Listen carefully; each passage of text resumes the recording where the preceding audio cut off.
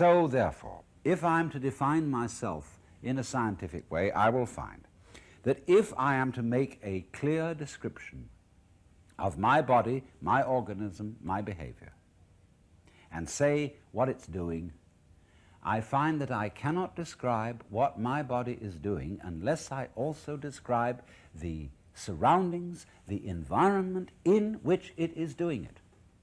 In other words, it would be meaningless to describe myself as walking if I didn't describe the ground.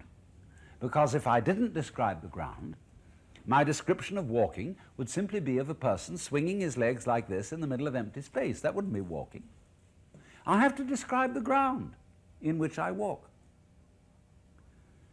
So what I am is a transaction or an interaction between this organism and its surrounding environment, and they go together and they constitute what we call in physics a unified field, for which we at present have only the very awkward name organism environment.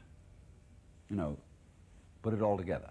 That's what I am, from a purely physical, scientific point of view. It may involve many more things than that, but so far is enough. I am an organism environment, but that's not what my ego feels like.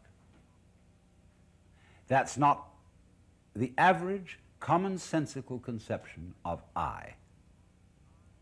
Because I is associated with the organism and not with the environment. It is opposing the environment, and furthermore, it is not associated with all of the organism.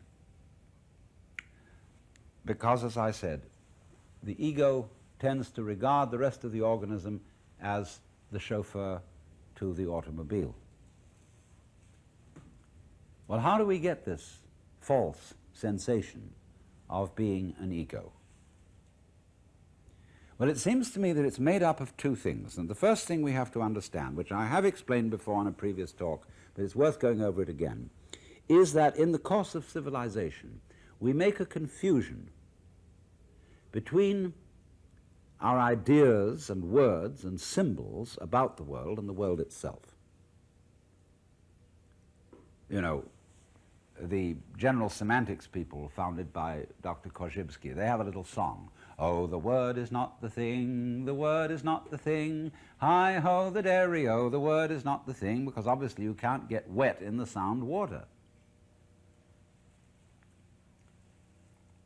So, the image, the idea, the symbol, the word is not the reality.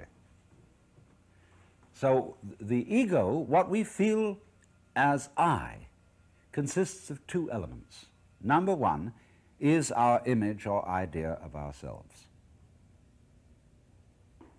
This is made up mostly of things that other people have told us about ourselves, or by looking at ourselves in a mirror, or by listening to ourselves played back on a tape recorder or television, and we get an image of ourselves.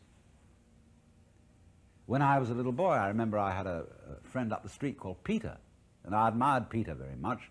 Sometimes I came home and I imitated Peter's behavior. And my mother said to me, "Alan, that's not you, that's Peter."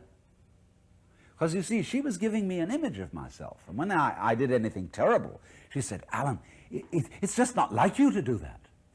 See, she was busy building in me an image, an idea of the kind of act I was supposed to put on, the kind of person I was supposed to be. And you know the word person comes from the Latin persona, which means that through which, per, sonum, the sound goes. And it referred originally to the mask worn by actors in classical drama, because those masks had megaphonic mouths, so that in the open-air theater they would project the sound. So the persona, the person, is the mask, is the role you're playing.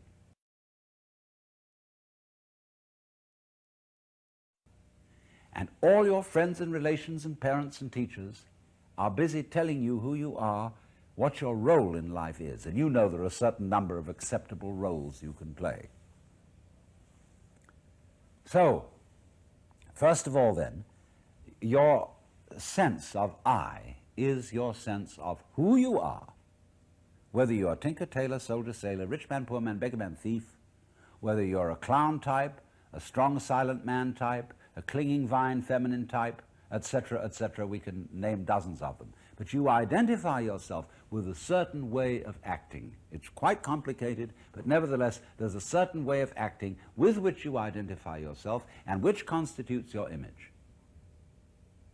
Now, that image of yourself that you have is a social institution.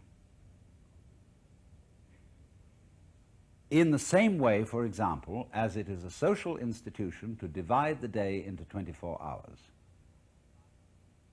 or to divide the foot into 12 inches, or to draw lines of latitude and longitude, which are purely imaginary, over the surface of the earth. It's very useful to do that because by means of that we navigate. But there are no lines of latitude and longitude over the earth. They are imaginary. You cannot, for example, use the equator to tie up a package because it's an abstract, imaginary line. And so in just the same way, your image of yourself as ego is an imaginary concept that is not this organism and is furthermore not this organism in its inseparable relationship to its whole physical and natural environment. So therefore, the image of yourself that you have is simply a caricature. Just when we make a caricature, say of Adolf Hitler, and we pull down the hair and put a comb instead of a mustache, you know, we just associate Adolf Hitler's image with the shock of hair and the toothbrush mustache. So in the same way, our image of ourselves is a caricature of ourselves because it does not include almost all the important things about ourselves. It does not include all the goings-on inside the physical organism.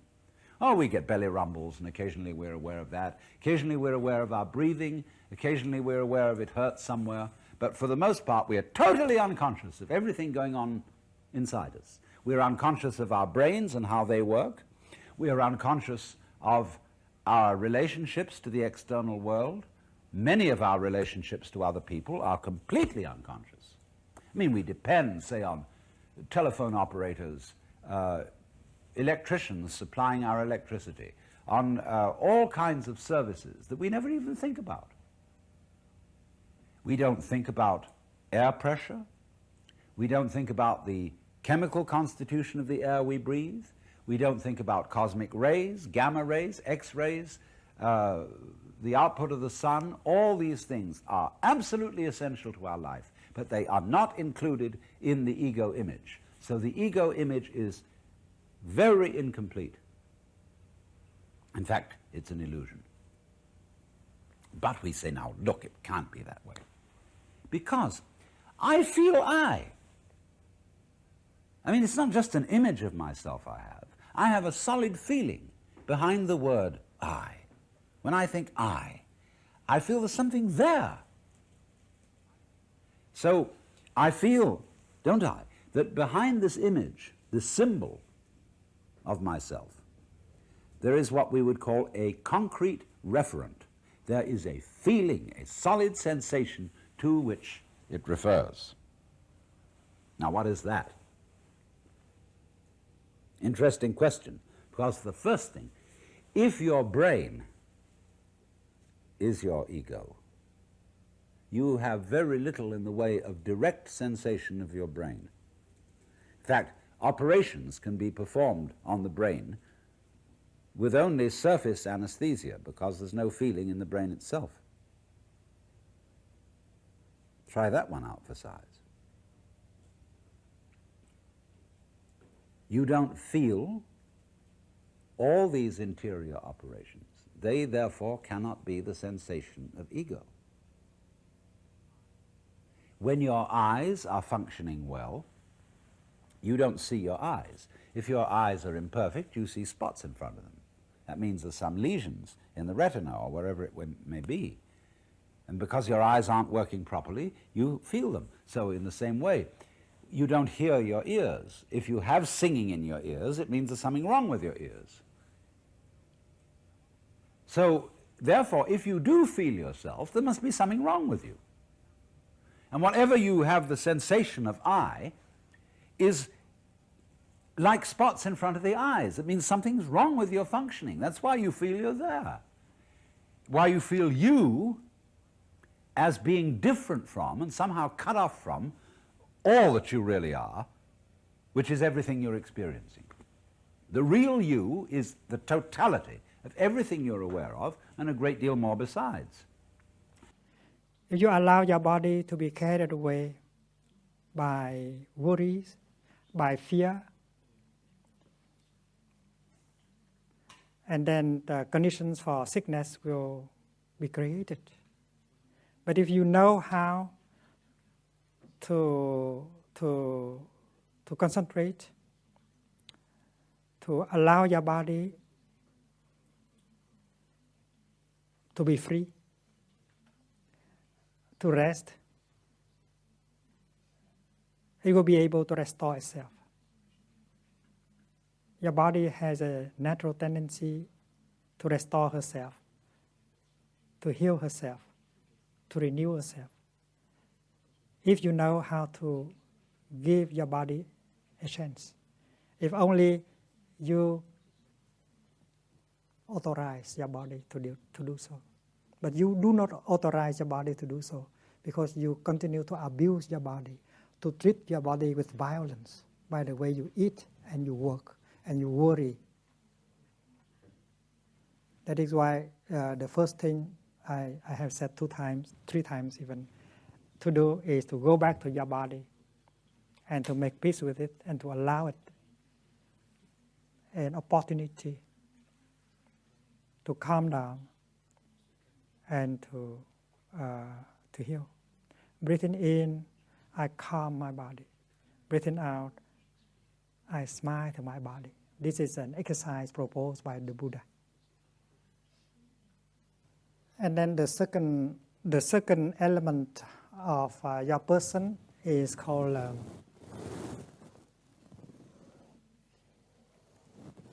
feeling.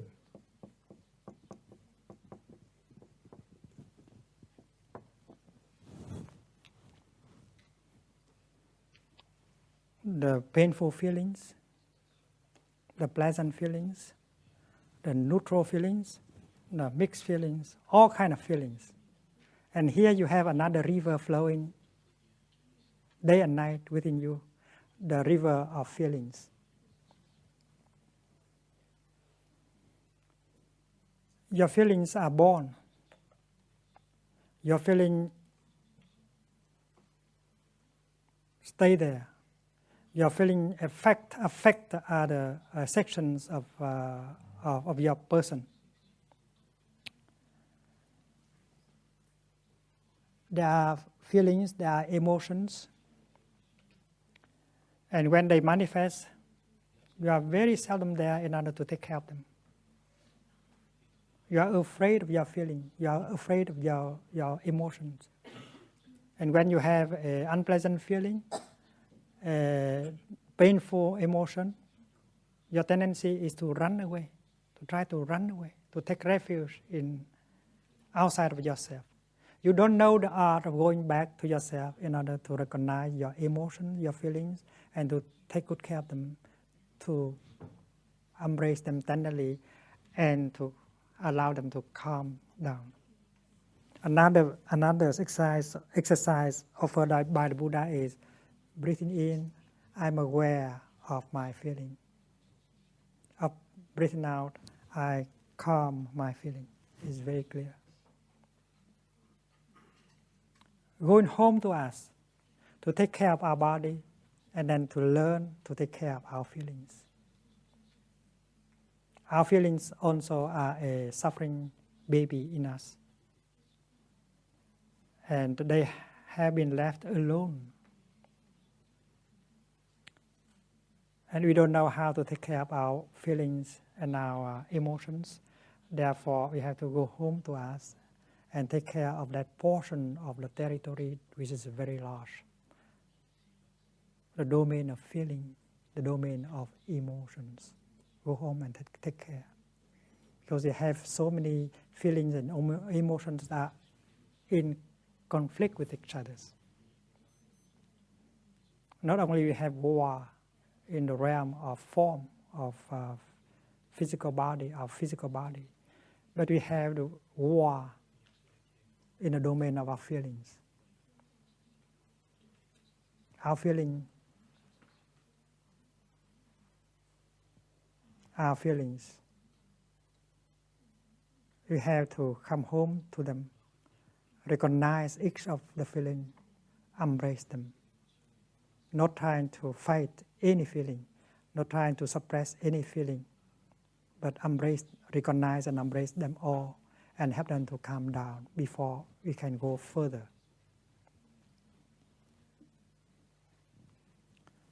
The third section, the third portion of the territory is the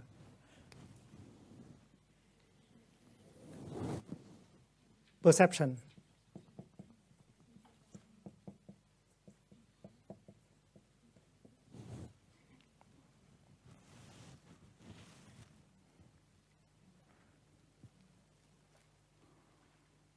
We perceive realities. We have an image of ourselves. That is a perception. We have an image of the other person. We have an image of the other group of people. We have images of everything in the cosmos created by our own perceptions.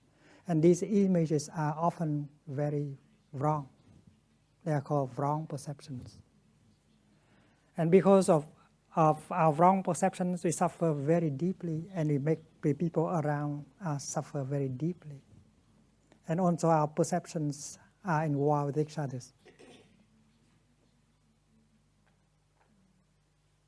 There are a lot of contradictions within the domain of our perceptions. Our perception can cause a lot of suffering. You perceive something,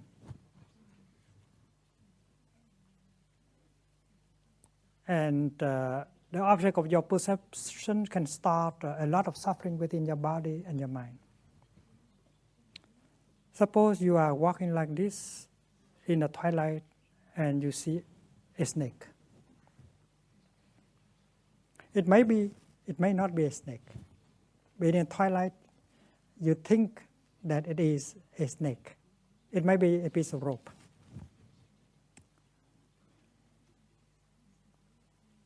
And the perception, the wrong perception, happen in our brain. It causes an electric current, a nervous current to go through your brain.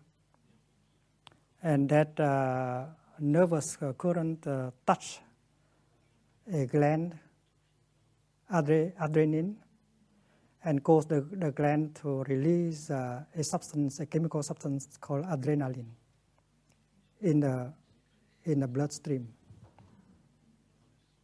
And with the adrenaline in the bloodstream, your heart begins to beat very quickly. And when adrenaline reaches the liver releases a lot of sugar. The sugar, because all these are preparation for you to fight. You are in a position of running, of fighting, and your muscles need some more sugar. And then there is a contraction of the small veins in the digestive systems. And the act of digesting the food in your stomach and intestines stop. That is why indigestions happened. It can last for 2 or 3 hours like that. So a perception happened in your brain can cause your body and your feelings to be in a state of panic, of war, of fear. And that is why perception play a very important important role in our person in terms of war and peace.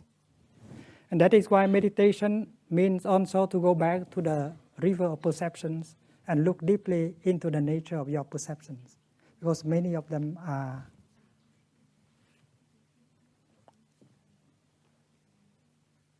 wrong.